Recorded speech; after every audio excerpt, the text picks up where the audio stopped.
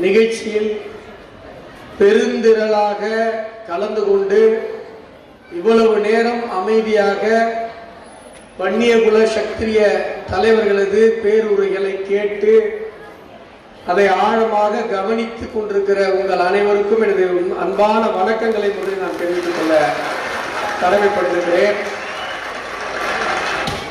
நீங்க எல்லாம் கை தட்ட மாட்டீங்கன்னு நினைச்சுக்கிட்டு உங்க கை தட்டுற சவுண்ட் எல்லாம் போடுறாங்க. அதெல்லாம் அவசியம் இல்லை, நீங்களே கை தட்டுவீங்க.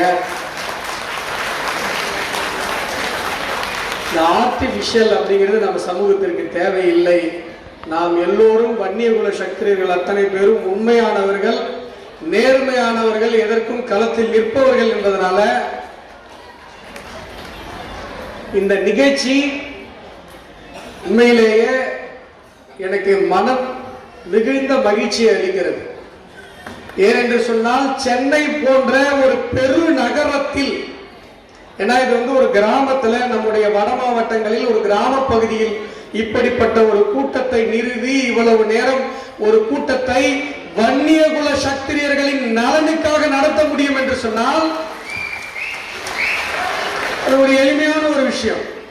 ஆனா சென்னை மாதிரியான ஒரு நகர வாழ்க்கைக்குள்ளாக வன்னியகுல சத்திரியர்கள் தங்களுடைய நலனிற்காக, நம்முடைய சமூக ஒற்றுமைக்காக இங்கு கூடியிருக்கிறார்கள் என்று சொன்னால் இது உண்மையிலேயே மனம் மகிழ்ச்சி அளிக்கிற ஒரு விஷயமாக இருந்து கொண்டிருக்கிறது. இதற்கு மிக முக்கியமான காரணமாக இருக்கக்கூடிய சகோதரர் வழக்கறிஞர் ஜெய்ஹரி நாயக்கர் அவர்களுக்கு இந்த நேரத்தில் என்னுடைய மனமார்ந்த வாழ்த்துக்களை நான் தெரிவித்துக் கொள்ள கடமைப்பட்டிருக்கிறேன். அவர் இந்த சமூகத்திற்காக உண்மையான அர்ப்பணிப்போடு பயணிக்கிற ஒரு தலைவராக இருந்து கொண்டிருக்கிறார். நம்முடைய வன்னியகுல சத்திரியர் சமூகம் தமிழகத்தினுடைய தனி பெரும்பான்மை சமூகம் என்பதில் எவருக்கும் இந்தியாவிலேயே மாற்று கருத்து கிடையாது. நான் ஒரு தேசிய கட்சி பாரதிய ஜனதா கட்சியினுடைய மாநில செயலாளராக சொல்லுகிறேன். இந்திய அளவில் தமிழகத்தினுடைய மிகப்பெரிய பெரும்பான்மை சமூகம் வன்னியகுல சத்திரியர் சமூகம் தான் என்பதில் எவரொருவருக்கும் மாற்று கருத்து கிடையாது. ஆனால் இன்றைக்கு நம்முடைய சமூகத்தில் நான் பார்க்கிறேன், நிறைய அமைப்புகள் வன்னியகுல சத்திரியர்களுக்காக நான் அமைப்பு நடத்துகிறேன் என்று சொல்லிக்கொண்டு அமைப்பை எங்க நடத்துறாங்கன்னு பாத்தீங்கன்னா வாட்ஸ்அப்ல நடத்துறாங்க. வாட்ஸ்அப் குழு, அதுல கூட ஒரு வாட்ஸ்அப் குழுவுல 256 பேர் சேர்க்கலாம். அந்த 256 பேர் கூட சேர்க்க முடியாம அதுல பாத்தீங்கன்னா ஒரு 100 பேர் 120 பேர் இருக்கிறாங்க. நாங்கள் வன்னியர்களுக்காக சங்கம் நடத்தி கொண்டிருக்கிறோம்.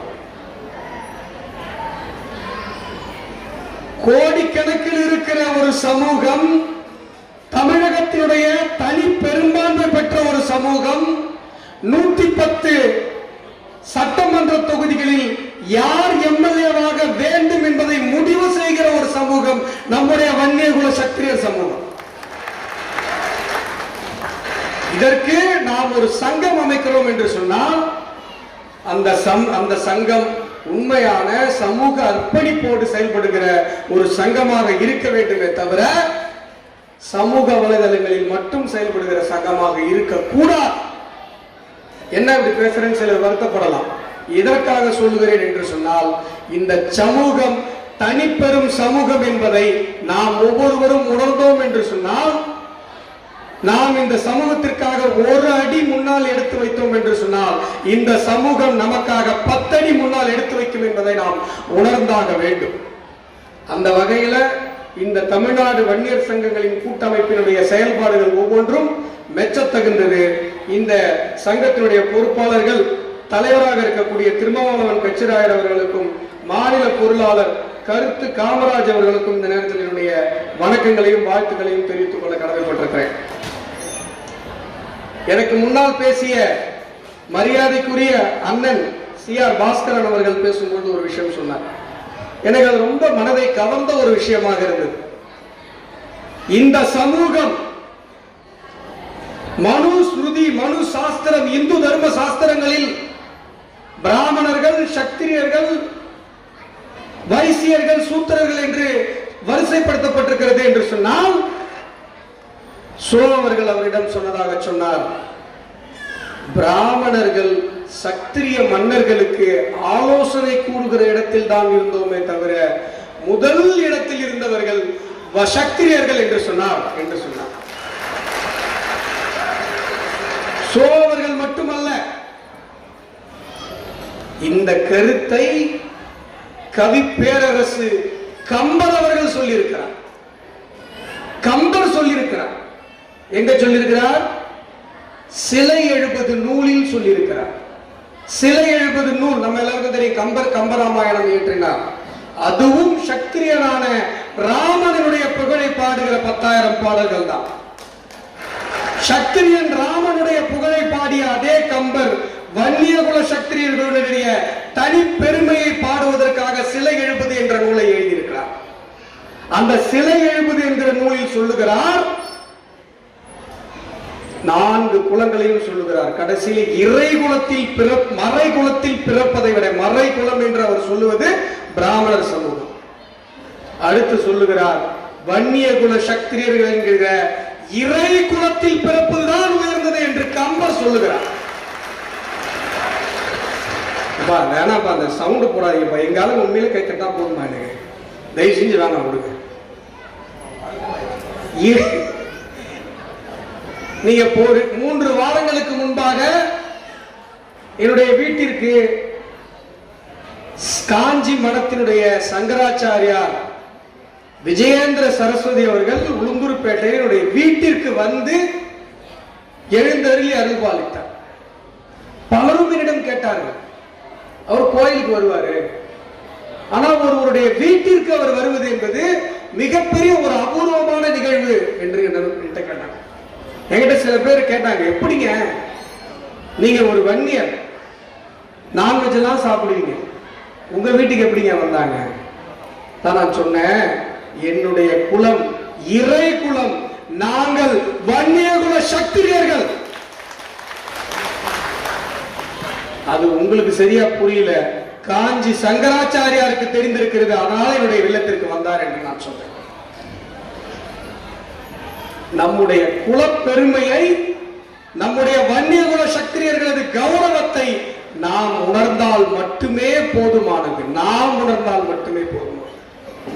என்னிடம் பேசும்போது பலரும் சொல்லுவாங்க, சார் அவங்க ஒத்துக்க மாட்டாங்க, நம்முடைய சாதிக்கென்று இருக்கிற பட்டங்களை பல சமூகங்களும் கூட பயன்படுத்துகிறார்கள். ஒரே பட்டம் நமக்கும் இருக்கிறது, பிற சமூகத்திற்கும் இருக்கிறது. ஆனா அந்த சாதியினுடைய பெயரை, இப்ப இவர் பேர் நாயக்கர் சொல்லும் பொழுது அந்த சாதியை அடையாளப்படுத்துகிறார்கள். கவுண்டர் என்று சொன்னால் அந்த சாதியை இப்படிலாம் எல்லாம் சொல்றாங்க. நான் என்ன சொல்றேன், நம்முடைய பெயரை நாம் முதல்ல பயன்படுத்த, முதல்ல நம்முடைய பெருமையை, நம்முடைய வம்சத்தினுடைய அருமையை, நம்முடைய வரலாற்றை நாம் உணர்ந்தால் மட்டுமே போதுமானது. ஏனென்று சொன்னால் தமிழகத்தினுடைய பெரும்பான்மை சமூகம் நாம் தான். நாம உணர்ந்துட்டாலே தமிழ்நாட்டில் 1/3 பேர் உணர்ந்ததாக அர்த்தம். சரிதானே? பெரும்பான்மையாக உணர்ந்ததாக அர்த்தம் தானே? எனவே நம்முடைய பெருமையை முதலில் நாம் உணர வேண்டும். நான் பாரதிய ஜனதா கட்சியில் பயணித்துக் கொண்டிருக்கிறேன், உங்களுக்கு எல்லாம் தெரியும். 10.5 இடஒதுக்கீட்டிற்காக 10.5 இடஒதுக்கீட்டில் வன்னியகுல சத்திரியர்கள் தவிர மற்ற சமூகங்கள் இந்த 10.5 இடஒதுக்கீட்டை ஆதரிக்க கூடாது என்று எங்களுடைய மாநில தலைவராக இருந்த அண்ணாமலை அவர்களை அணுகுகிறார். அந்த புகைப்படம் எல்லா சமூக வலைதளங்களிலும் வருகிறது. நம்முடைய சகோதரர்கள் உடனே என்னை அழைக்கிறார்கள், பாரதிய ஜனதா கட்சியில் மாநில பொறுப்பில் இருப்பவர் நீங்கள் ஒருவர் மட்டும்தான், நீங்கள் உடனடியாக இதை என்ன என்று பாருங்கள் என்று சொல்லுகிறார். ஒரு இரவிற்குள்ளாக வன்னியகுல சத்திரியர்களுடைய 66 அமைப்புகளை திரட்டி முன்னாள் IAS அதிகாரி, முன்னாள் துணைவேந்தர்கள் என்று மிகப்பெரிய ஆளுமைகளை எல்லாம் அழைத்து மறுநாள் காலை 10 மணிக்கு எங்களுடைய மாநில தலைவர் அண்ணாமலை அவர்களிடம் அப்பாயின்மெண்ட் வாங்கி உட்கார வச்சு பிரஸ் மீட் வச்சு அண்ணாமலை அவர்கள் அறிவிக்கிறார், 10.5ற்கு பாஜக ஆதரவு. ஒரு இரவில் அதை செய்ய வைக்கணும். இந்த அஸ்வத்தாமம் மேல் பாதி விவகாரம் உங்க எல்லாருக்கும் தெரியும். மேல் பாதியில வன்னியகுல சத்திரியர்களை ஒரு பல்லு வச்சு முடி வச்சு ஒரு கொடூரமான அரக்கர்களாக காட்டுவதற்காக இந்த சமூக ஊடகங்களும் இந்த மீடியாக்களும் கங்கணம் கட்டி கொண்டு தெரிந்தது. நான் களத்தில் இறங்கி அதில் இருக்கிற உண்மைகளை புரிய வைத்து இதில் சாதி வெறி என்று எதுவுமே கிடையாது, அதுல பட்டியல் சமூக மக்கள் மட்டும் அனுமதிக்கப்படவில்லை என்று சொன்னால் தவறு. அந்த திரௌபதி தாயை குலதெய்வமாக அந்த கோவிலை கொண்டிருப்பவர்கள் மட்டும்தான் அங்கு உள்ள செல்ல முடியும். அது குலதெய்வ வழிபாடு. என்னுடைய வீட்டில் இருக்கிற சாமி ரூம் அது. என் வீட்டில் இருக்கிற சாமி ரூம்ல நான் தான் கும்பிட போறேன். என்னுடைய குலதெய்வத்தை நான் தான் கும்பிட போறேன். என்னுடைய குலதெய்வத்திற்கும் எனக்குமான ஒரு ஜீன் உறவு இருக்கிறது. இதை சமூகத்தில் மீடியாக்களில் புரிய வைத்ததோடு மட்டுமல்லாமல் 144 போட்ட அந்த ஊர்ல தடையை மீறி இரவு 1 மணிக்கு சென்று பட்டியல் சமூக மக்களையும் சந்தித்து வன்னியர் சமூக பெருமக்களையும் சந்தித்து அந்த விஷயத்திற்கு தீர்வு காண முயற்சித்து. ஆனால் இந்த அரசியல் தந்திர நரி கூட்டங்கள் சில பேர் என்ன பண்ணாங்க, உடனடியாக எம்பி ரவிக்குமார் தலைமையில் ஒரு மீட்டிங்கை போட்டு பீஸ் மீட்டிங் போட்டு அந்த கோவிலை பூட்டு போட்டாங்க. இன்றைக்கும் அந்த திரௌபதி தாய் பூஜை இல்லாமல் இருந்து கொண்டிருக்கிறார். எதற்காக சொல்லுகிறேன் என்று சொன்னால், நம்முடைய சமூகத்திற்கு ஒரு கேடு வருகிறது என்று சொன்னால் நாம் எங்கு இருந்தாலும் நம்முடைய குரல் சத்திரிய தன்மையோடு ஒலிக்கப்பட வேண்டும். அதற்காக சொல்லுகிறேன். நம்முடைய அன்பு தம்பி திரௌபதி மோகன் அவர்கள் நம்முடைய சமூகத்திற்காக அவ்வளவு திரைப்படங்களை எடுத்திருக்கிறார். அவர் கூட சொன்னார், இந்த திரௌபதி 2 சரியா போகல அப்படின்னு சொல்லி. நான் சொன்னேன், இப்ப சூழ்நிலை சரியில்லை. எலெக்ஷனுக்கு அப்புறம் தேசிய ஜனநாயக கூட்டணி ஆட்சி அமைந்ததற்கு பிறகு இந்த திரௌபதி 2 மறுபடியும் ரிலீஸ் செய்யப்படணும். அந்த படம் மிகப்பெரிய வெற்றியாக மாறும். உங்களுடைய படம் ஓட வேண்டும் என்று சொன்னால் நீங்கள் யாரையும் கேட்க வேண்டிய அவசியம் இல்லை. உங்க படத்திற்கு என்று ஒரு சக்தி இருக்கிறது. உங்க படத்துல நல்ல கருத்துக்கள் இருக்கிறது. அது எந்த தடையும் ஆட்சியாளர்களாலேயோ அல்லது வேற சில மீடியாவாலேயோ வேற சில லாபியாலேயோ ஏற்படுத்தப்படாமல் உங்களுடைய படம் நேர்மையாக இந்த திரைத்துறையில் வெளிப்படுத்தப்பட்டிருந்தது என்று சொன்னால், உங்கள் படம் போன்ற ஒரு ஹிட் படம் தமிழகத்தில் கிடையாது. உன்னை போன்ற ஒரு டைரக்டர் தமிழ்நாட்டில் கிடையாது. 30 நாட்களுக்குள்ளாக திரௌபதி மோகன் அவர்கள் எடுத்த திரௌபதி 2 படம் ஒரு கின்னஸ் ரெக்கார்ட். உலகத்தில் எந்த டைரக்டராலையும் அவ்வளவு ஷார்ட் டைம்ல ஒரு ப்ரொடியூசருக்கு என்கிட்ட பணம் இருந்தா உண்மையிலே நான் பணம் எடுத்துருவேன். அடுத்த எலெக்ஷன்லாம் வருது, அதெல்லாம் நானே எடுத்துருவேன். இந்த மாதிரி ஒரு டைரக்டர்லாம் கிடையாது. கொடுக்குற காசுக்கு வெறும் 10 கோடி ரூபாய்க்கு என்ன மாதிரியான ஒரு படம் பாருங்க. இந்த திறமையெல்லாம் நம்முடைய சமூகத்தில் இருக்கிறது.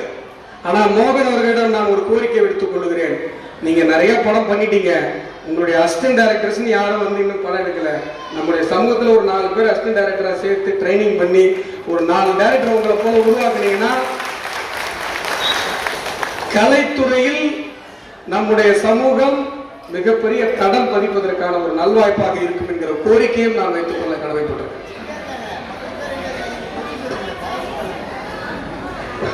அவர் என்ன சொல்றாருன்னா, அசிஸ்டன்ட் டைரக்டர்லாம் ரெடியா தான் இருக்காங்க, ப்ரொடியூசர்ஸ் இல்லைங்கிறாங்க. ப்ரொடியூசர்ஸ் இன்னும் 10 வருஷத்துல கோடிக்கணக்கில் பணம் போட்டு எடுக்கக்கூடிய அளவில் வன்னியர் சமூகத்தில் ப்ரொடியூசர்ஸ் உருவாவாங்க. நம்முடைய சகோதரர் பேசும்போது சொன்னார், பிசினஸ் கம்யூனிட்டியா நம்முடைய கம்யூனிட்டி வரணும்னு சொல்லி சொன்னார். அதற்காகத்தான் இதை நோக்கி நாம் தொடர்ந்து பேசிக் கொண்டிருக்கோம். இங்க இருக்கிற அத்தனை தலைவர்களும் என்ன சொல்றாங்க, பிசினஸ் ஆரம்பிங்க, வேலைக்கு போகாதீங்க. வேலை வாய்ப்பு அல்ல, வேலை வழங்கும் வாய்ப்பு வன்னியர்களுக்கு உருவாக்கப்பட வேண்டும். நாம 10 பேருக்கு சம்பளம் கொடுக்கணும், நம்ம 10 பேருக்கு சம்பளம் வாங்க கூடாது. இதற்கான ஒரு மியூச்சுவல் கோஆபரேஷன்ஸுக்கு தொடர்ந்து நிறைய முன்னெடுப்புகள் நம்முடைய சமூகத்தில் எடுக்கப்பட்டு கொண்டே இருக்கிறது. அதற்கெல்லாம் தயவு செய்து நம்மால் முடிந்த ஆதரவை நாம் தர வேண்டும். ஒரு 10 பேர் சேர்ந்து ஒரு கடை ஆரம்பிக்கிறாங்க, ஒரு இண்டஸ்ட்ரி ஆரம்பிக்கிறாங்க, நமக்குள்ள ஒரு கோஆபரேஷன் ஆரம்பிக்கிறாங்க. உங்ககிட்ட இந்த பொருள் இருக்கு, இவர்கிட்ட இந்த பொருள் வேணும், 2 பேரும் ஜாயின் பண்ணி விடுறாங்க. இந்த மாதிரி நிறைய முயற்சிகள் நம்முடைய சமூகத்தில் எடுக்கப்பட்டு கொண்டிருக்கிறது. இதற்கு உங்களுடைய ஆதரவை மட்டும் நீங்கள் தந்தால் போதும், நம்முடைய சமூகம் முன்னேறும். நீங்க எல்லாம் ரொம்ப ஆர்வமா கேட்டதுனால நான் பேச நினைச்சது ரொம்ப கம்மி நேரம் பேச நினைச்சேன், ரொம்ப அதிக நேரம் பேசிட்டேன்.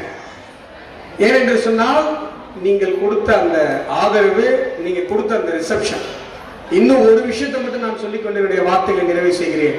இங்க நீங்க வெளியில வச்சிருந்தீங்க நம்முடைய வன்னிய குல சத்திரியர்களினுடைய வாழ்நாள் வழிகாட்டியாக இருக்கக்கூடிய அர்த்தநாரிச வர்மா ஐயா. நீங்க நிறைய பேர் திருவண்ணாமலைக்கு வரீங்க, அண்ணாமலையாரை பாக்குறீங்க. மிகப்பெரிய வருத்தம் என்னவென்று சொன்னால், நான் திருவண்ணாமலையில போட்டி போட்ட கேண்டிடேட், திருவண்ணாமலையில் இருக்கிற அர்த்தநாரிச வர்மா ஐயாவுடைய சமாதியை வன்னிய சமூக மக்களே வந்து பார்ப்பதில்லை என்கிற ஒரு கொடுமை இந்த மண்ணில் இருக்கிறது. திருவண்ணாமலைக்கு போறவங்க வன்னிய குல சத்திரியர்கள் குறிப்பாக அண்ணாமலையாரை தரிசித்து விட்டு நீங்கள் அர்த்தநாரிச வர்மா ஐயாவையும் தரிசித்து விட்டு வர வேண்டும் என்கிற ஒரு கோரிக்கையை இந்த நேரத்தில் நான் வைத்துக் கொள்ள கடமைப்பட்டிருக்கிறேன்.